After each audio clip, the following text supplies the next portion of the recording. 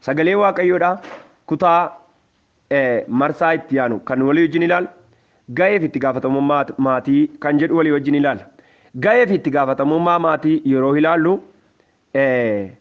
walii wajjin waan isaan qaban yeroo walii wajjin qabanii fi kan kophaa qabanitti kan gargar ba'edha. Gaa'ela keessatti hundumtuu ga'ee isaa yoo beeke malee akka ta'utti mana qabee jiraachisuun hin danda'amu. Namni tokko ga'ee isaa yoo beeke namni fi Waaqayyo walii wajjin jiraachuudhaaf namni ga'ee mataa isaa qaba, Waaqayyos ga'ee waaqayyummaa isaatii qaba. Isa kanaaf namni tokko ga'ee kansaa yoo ba'e kan nama tokko komataa jechuudha. Kanaaf namni waan isa ilaallatu duwwaa irratti yoo hirmaate namniif namniyyuu walii wajjin jiraataa. Akkasuma Waaqayyo namaa wajjin kan jiraatu, namnis Waaqayyo wajjin kan jiraatu, namni Waaqayyo irraa eebba kan argatu eebbifamuu keessatti ga'een namni taphatu jira, ga'een Waaqayyo eebbisuuf hojjetu jira jechuudha. Ga'ee qaba. Isa kanaaf gaa'ela keessatti hundumtuu ga'ee isaa yoo beeke malee akka ta'utti mana qabee jiraachisu, mana qabee dhaabuu hin danda'u jechuudha. Ga'ee ofii beekuun manni akka hin kufnee fi akka hin diigamne gargaara. Ga'ee ofii beekuun mana iddoo abbaa manaa yoo qabaate namni sun kufuu isaati. Namni ga'ee mataa isaatii hin beeku yoo ta'e gaa'elli sun yookaan manni sun dhaabbatee hafuu hin danda'u. Abbaan manaas iddoo haadha manaa yoo qabate, haati manaa iddoo manaa abbaa manaa yoo qabatte wal jala yoo fuudhame mataan miilla ta'a jechuudha. Kun immoo wal caalmaa namummaa utuu hin ta'in toora jireenya uumamaa waan ta'eef jechuudha. Toora dhaabbachuu qabu namni yoo dhaabbate, haati manaa toora abbaan manaa haadha manummaa ishee yoo dhaabbatte, abbaan manaa toora abbaa manummaa isaatii yoo dhaabbate manni sun jabaatee itti fufuu danda'a jechuudha. Ga'een abbaa manaa addumaan ga'ee abbaa manaa gaafa ilaalu Efesoon boqonnaa 5:23 irraa Kiristoos mataa waldaa kiristaanaa akkuma ta'e abbaan manaas mataa haadha manaatiidha. Kanaaf kun kan inni nu barsiisu abbaan manaa mataa ta'uu isaa dagate akka waa'ee mana isaa yaaduu fi dhimmu akka hin dhiifne nu argisiisa. Mataa fayyaadhaan gaa'ela sanaaf ba'eessa godhee of eeggachuu fi geggeessuu akka qabu nu argisiisa. Kana qofa utuu hin taane waan mataa irraa eeggamu hundumaa raawwachuu qaba. Namni kan geggeeffamu mataa isaatiin mataan kun waan baay'ee of keessaa qaba. Mataan namummaadhuma keenya qaamni mataa yookaan nurra kaa'amee jiru kun kutaawwan akka saayinsiititti kutaawwan gurguddaa of keessaa qaba. Kan nu geggeessu biiroo guddaan qaama keenya kana guutuu geggeessu mataadha jechuudha. Iyyaada, xiinxalaa waan baay'ee sammuu keenya kana keessaa namni gaafa maraatu sammuu isaati kan tuqamu. Miilla isaa, harka isaa, garaa isaa tun taane namni gaafa maraatu sammuu isaatitu toora yaaduu, toora xiinxaluu, toora fageessee yaaduu isaatitu wal keessa duraa fuudhama jechuudha. Kanaaf namni tokko hin maraate kan jennu sammuu isaatti tuqamee jechuutti ni hiikama. Kanaaf gaa'elli fayyaan gaa'ela abbaan manaa abbaa manummaa isaa mataa ta'uu isaa beekee jiraatu jechuudha. Kanaaf gaa'elli maraatuun gaa'elli sammuu tuqame, gaa'elli toora malee yaadu, gaa'elli toorarraa kaate gaa'ela mataan badee jechuudha. Kanaaf mataarra immoo teenyee gaafa laallu kutaalee sammuu keenya keessaa serebileemii ni jedhamu. Yeedullaa bulongaata kutaaleen iigoo, suuperiigoo wantooti jedhaman kun sammuu keenya keessaa iddoo olaanaa kan qaban addunyaa kanarraa beekumsa guddaa sammuu banaa inni jedhamu sammuun keenya kun iddoo guddaa qaba. Haa ta'u malee sammuudhuma keenyarra yookaan mataa keenyarraa wanti jiru immoo waan baay'eedha. Iji mataa keenyarra jira, gurri mataa keenyarra jira, afaan mataa keenyarra jira, funyaan mataa keenyarra jira. Kanneen kana fakkaatanii ilkaan, arrabni wanti mataarra jiru qaama iddoo biraarra hin jiru. Fakkeenyaaf mataarra kan jiru yaaduuf xiinxaluu isaa bira darbee iji ilaaluudhaan faayidaa baasaa eessarra jira mataarra jira. Gurri dhaga'uudhaan faayidaa baasaa eessarra jira mataarra jira. Arrabni dubbata eessarra jira mataarra jira. Kun hundumtuu walii galaniitu sammuu yaadee ilaalchisee sammuu yaadee dubbachiisee sammuu yaadee dhaggeeffachiisee dhageessifachiisas jechuudha. Kanaaf abbaan manaa mataadha jechuun dursee ilaalaa, dursee yaadaa, dursee dubbataa mataa waan ta'eef mataarra toorri ibsaa dhagnaa mataarraa kuni abbaa manaa biratti hiikaa guddaa qabaataa jechuudha. Kanaaf ga'een abbaa manaa guddaadha. Kiristoos mataa waldaa kiristaanaa akkuma ta'e abbaan manaa mataa haadha manaateedha. Mataadhaa namni mataan yeroo hundumaa namaa ol jiraata. Mataan namaa gadi jiraatee hin beeku.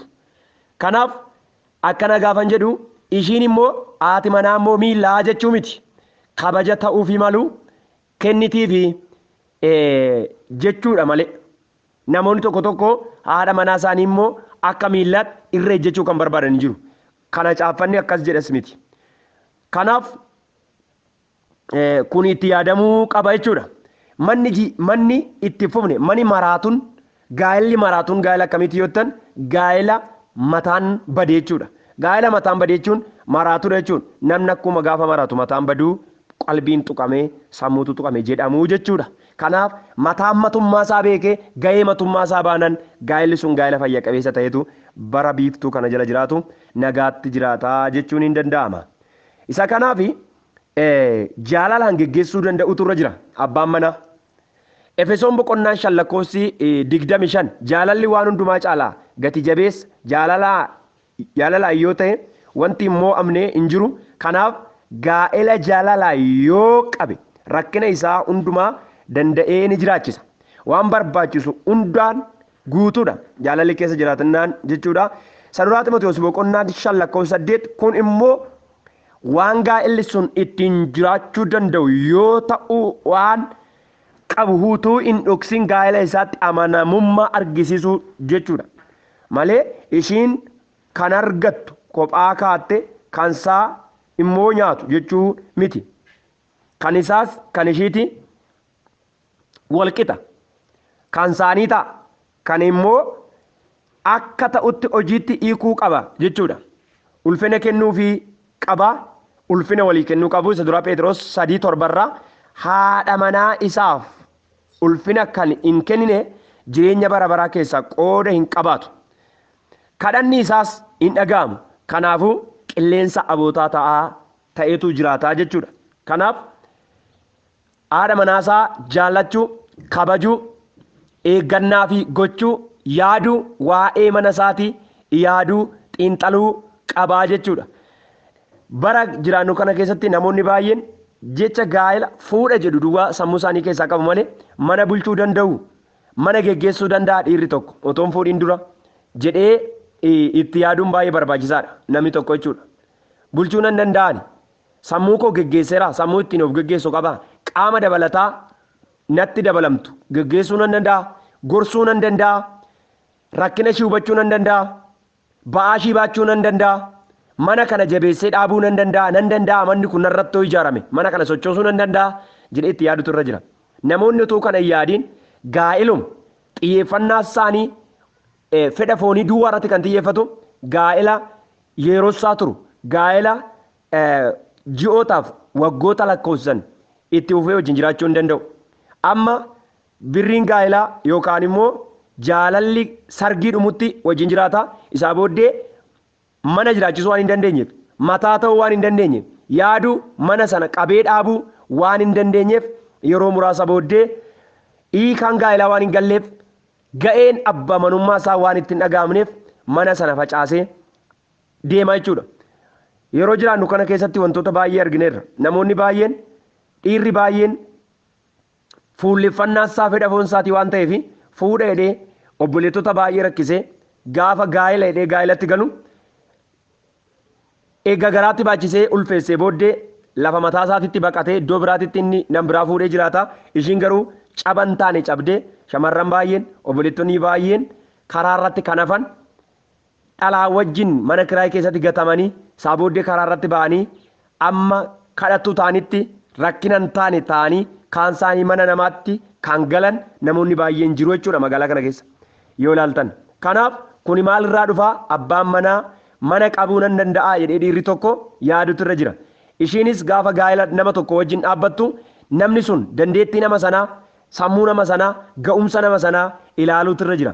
Tarii mana qabee dhaabuu hin danda'amuu hin danda'u jechuutu irra jira. Kanaan ala jecha jaalala jedhu duwwaa fudhatanii kaa'anii jennaan jaalalli bakka ga'ee gufannaa qabaatu jiraachuu danda'a. Chaalenjiin jiraachuu danda'a. Biyya lafaa kana keessa jaalalli akka jiru wal gufachuunis hin jiraata. Namni wal jaalatu deebi'ee walittis gufachuu waan jiru waan ta'eef. Isa kanaaf wal madaaluun, wal ilaaluun, ga'umsa wal ilaaluun baay'ee barbaachisaadha jechuudha. Egaa ga'een abbaan manaa guddaadha. Gaa'ela keessatti ga'een abbaa manaa guddaadha. Mataa jechuun akkuma hojii guddaa hojjetu. Ga'een haadha manaas kan mataasaa danda'edha. Haati manaa akkuma gooftaa Yesuusiif abboomamtu abbaa manaa ishiitiif immoo abboomamtuudha. Efesoon boqonnaa 5:22. Ga'ee haadha manaatti ilaalama immoo haati manaa ga'ee mataa ishii danda'e qabdi. Abbaan manaa akkuma ga'ee mataa isaatii qabu haati manaa ga'ee guddaa qabdi.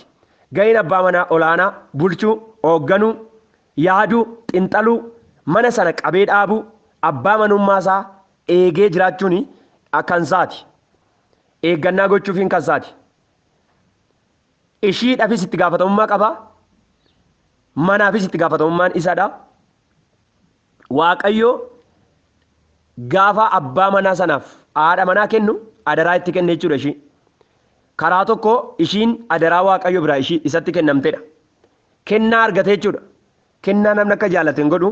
Waaqayyotu kennaa godhee isatti kenne waan ta'eef naa qabeedhee kennaa itti kennate waan ta'eef eeggannaa gochuun caalatti parsantaa olaanaan abbaan manaa ga'ee olaanaa qaba jechuudha. Kana keessatti haati manaa ga'ee guddaadha kan ishiin qabdu. Ga'een haadha manaa isa jalqabaa abbaa manaa ishiitiif akkuma gooftaa Yesuusiif abboomamtudha. Jecha ulfaataaf cimaa akkuma abbaa manaa ishiitiif abboomamtu akkuma gooftaa Yesuusiif abboomamtudha. Abbaa manaa ishiitiifis abboomamtudha. Efesoon boqonnaa 5:22 kanadha. Dubartiin abbaa manaa ishiitiif hin abboomamne gooftaadhaafis akka ishiin hin abboomamne dubbata. Hawaasni keenya yookaan hawaasni Oromoo kun akka kanadha. Dubartiin abbaa manaa mootee gabaadhaan afachaa jirti yookaan qoyaa itti jedhu. Akkana jechuun toormalee haasofti jechuudha. Gabaatti baatetu toora mana keessaa ittiin haasoftu gabaatti beeksifatti jechuudha. Kanaaf abbaa manaatiif kan hin abboomamne alattis namootaafis hawaasaafis akkasuma waaqayyo uumaa waaqaaf lafaatillee abboomamuu hin dandeessu jechuu kutaa kanaati. Kanaafuu abboomamuun gadaantummaa utuu hin taane jaalala gaa'elaa fi seera gaa'elaa waan ta'eef haati manaa bakkeedhaan yoo aangoo biyya bulchuu qabaatteeyyuu mataa abbaa manaa ta'uu fi abboomamuu dhiiftee abboomamuu diduu hin qabdu. Isa kanaaf ammam sadarkaa barnootaa fi waan kan biraatiin yoo abbaa manaa caalte illee ga'ee abboomamuu qabdi. Abboomamuun dirqama jechuudha gaa'ela keessatti.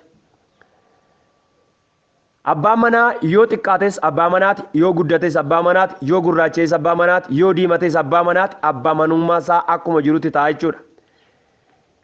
Obboleettonni baay'een sababii kaan isaanii birriidhaan abbaa manaa namoonni bulchan jiru. Kaan isaanii barumsa inni homaan baranne ani digiriin qabaa, ani maastarsiin qabaa, ani taayitaan qabaa, mana mootummaa keessa biiroo mootummaa keessa iddoo olaanaa qaba waan ta'eef akkan barbaadetti gadi qabee abbaa manaa koo bulchuu nan danda'a. Inni waayyuun beeku namoonni jedhanii gaa'ela isaaniitti akka kanatti qoosan yeroo baay'ee hawaasa keessa jiraannu keessatti hin argina. Inni kuni namoota hubannaa macaafa qulqulluu hin qabne irraa hin mul'ata. Abbaan manaa waaqayyo biraa kennaa kan qabu abbaan manummaa isaa kan eegameef akka caafata qulqullaatti haadha manaa isaa biratti ulfina kan qabu ta'utu irra jira. Kanaaf haadha manaa ta'anii abbaa manaaf haadha manaa mana keessaa kan waliin hin beekamne jiru. Haati manaa akka abbaa manaatti, abbaan manaa akka haadha manaatti namoonni jiraatan hawaasa keessatti ni mul'atu yeroo tokko tokko. Sababni isaa irratti gooftummaa argisiiftee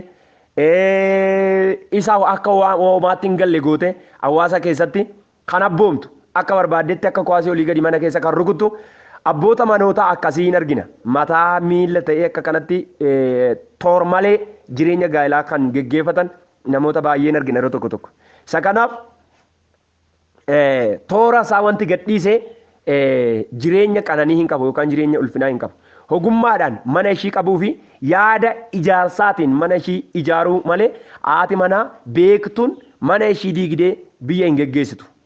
Yooma ishii kan biyya geggeessitu taateyyuu biyya keessaa mootii yoo taate mootii biyya bulchutu yookaan piraayim ministeerii biyya geggeessitu yoo taateyyuu abbaa manaa wallaalaa tokko yoo qabaatteyyuu gaafa galtu abbaa